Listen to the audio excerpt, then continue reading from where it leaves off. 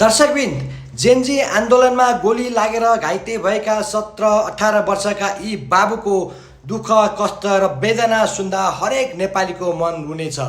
उहाँ बाबुले आफूलाई कति दुःख पीडा भएको थियो भनेर यसरी सामाजिक सञ्जालमा उहाँले आफ्नो पीडा बताइरहनु भएको छ 3 करोड जनताको सामु।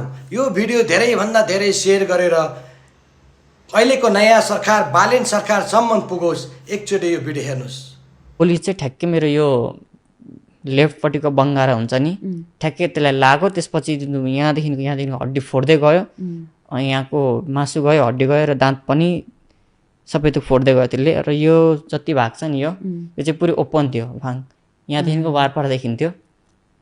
र ठ्याक्कै त्यति बेला यति धेरै त्यो क्रिटिकल थियो कि उनीहरूले जब यो ब्यान्डेज गर्नका लागि गज निकाले है, गज निकालेर यहाँ हाले, गज यहाँ हालेको यहाँदेखि छिरेर घाँटीमा पुगेको हजुर, घाँटीमा गएर सबै घाँटीमा थुनियो गज। अनि मलाई सास लिन गाह्रो भयो। अनि एम्बुलेन्समा चाहिँ मैले सबै मुखदेखि हालेर हड्डीको टुक्रा, दाँतको टुक्रा, गज मैले यसरी सबै निकालेको। त्यति बेला एकदमै त्यो त्यतिको मेरो फर्स्ट प्रायोरिटी भनेको चाहिँ जसरी पनि बाँच्नु छ, जसरी पनि अर्को सेकेन्ड बाँच्नु छ मलाई, जसरी पनि अर्को सेकेन्ड बाँच्नु छ, जसरी पनि सास लिनु छ होइन। एउटा होप क्रिएट भयो कि अब हस्पिटल जसरी पनि पुग्नै पर्छ भनेर। त्यति धेरै क्रिटिकल, त्यति धेरै सिचुएसनदेखि म हस्पिटल पुगेँ। तपाईँ कति वर्ष हुनुभयो अहिले? 18। भिडियो मन परे लाइक, कमेन्ट, सेयर र फलो पनि गरिदिनु होला। जय नेपाल।